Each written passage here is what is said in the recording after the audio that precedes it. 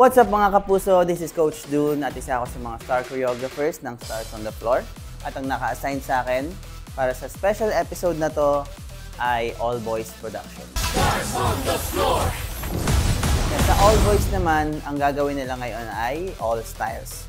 So not necessarily lahat ng styles sa dance, but mainly kung ano yung strengths nila and kung ano yung mga kaya ko din ituro na ginagawa ko rin. Yung naging challenge siguro for me as a choreographer dito sa All Boys na Floor, siguro since hindi sila dalawa lang, hindi sila solo, hindi sila trio, 5 sila. So they all have different schedules din. And ako din. So medyo nahirapan ng konti lang naman sa time to rehearse. Pero nabuo na namin siya and I'm very excited din na mapakita siya sa inyo kasi dito talaga hinighlight talaga yung mga best nila na sa ginagawa nila. Si Kuya Rojun kasi very known siya before talaga sa mga isolation, sa mga pitikan. Pero medyo na-experience ko dito na medyo nahihirapan siya sa mga fast-paced na beats and sa mga counts na medyo may iba-ibang texture. Like hindi siya, siguro nasanay siya before sa 1, 2, 3, 4, 5, 6, 7, 8. And then sa part na to kasi may mga moments na 1, 2, 3, and 4, 5, 6, may mga ganong moments. And siguro may konting ano na rin, dahil nga matagal siyang napahinga sa pagsasayaw and kakabalik niya lang ngayon, medyo may konting hesitation sa movement sa katawan kasi nga hindi na siya ganun ka-familiar sa steps. Pero sobrang na-appreciate ko pa rin yung effort ni Kuya Roden kasi sobrang sipag na talaga mag-aral ng choreography. Si Patrick naman kasi since bata pa siya and sobrang marami siyang energy, talagang kitang-kita mo yung galing niya sa performance, like character in terms of stage presence. Yun talaga yung pinaka-edge ni Patrick. And sa challenge naman siguro, if iisipin ko talaga, wala naman siyang specific talaga na parang struggle or nahihirapan siya sa prod na to. Siguro more on sa pagme-memorize na lang ng mabilis kasi nga meron din silang ibang schedules and may iba silang work na ginagawa. So medyo tight talaga yung oras namin to rehearse. Medyo ano lang si Patrick. Medyo kailangan niya pang maging sharp when it comes to pick up.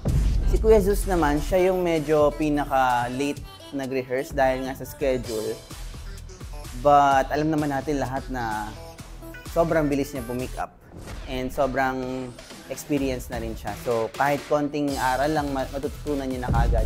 Kaya lang yung struggle lang siguro is yung blocking, yung staging namin since wala siya sa ibang rehearsals.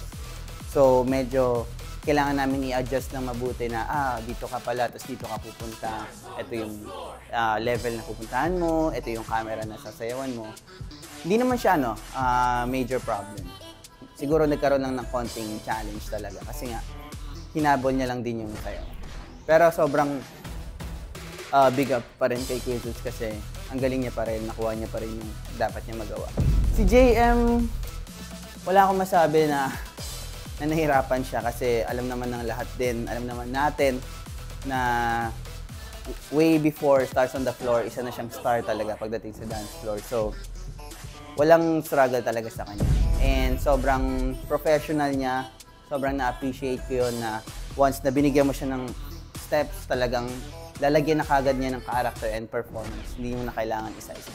Magaling si Josh and sobrang lawak ng movement niya, sobrang laki niya gumalaw, talaga makikita mo.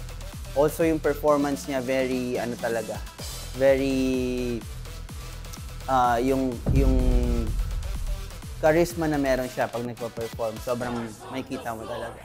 Siguro yung naging challenge lang with Josh, may mga moments na medyo nakakalimutan lang kung saan siya pupunta when it comes to staging and blocking. Pero sa steps, okay naman siya.